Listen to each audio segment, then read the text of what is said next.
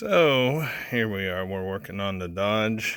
We're about to get rid of these rust holes, which she ain't too bad. She's got a little bit of weight reduction going on, especially up here. We're about to get rid of this though, and I'm going to do it my way. So let's buckle up and see what happens. So I lost some video of me cutting it out. The thing I want to point out is since I have a cheap welder and I have a stick welder too, it's not going to be perfect. I mean, you see that big blodge of weld there. Nobody's going to see that. I don't care if they ever see the inside of the door. I got some more sanding to do.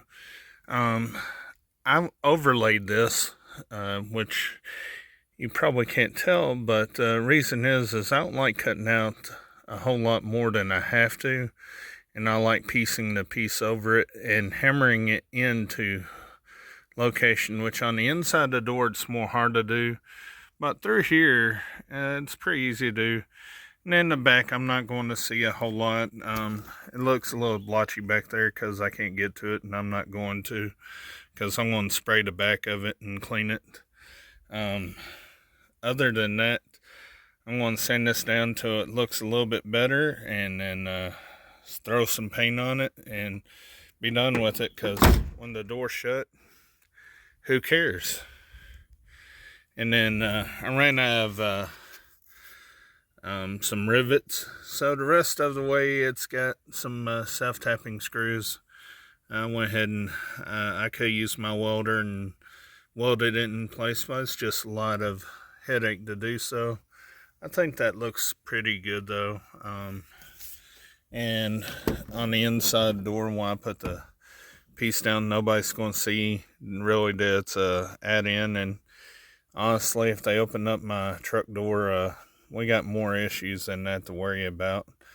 I think it looks pretty good, especially considering these are not full pieces. These are what they call covers on this part. This was a full piece, but that bottom piece, I got it off of eBay, super cheap, just some bent metal. As you see, the original looks something like that. And I'm doing this in my driveway, which I don't recommend.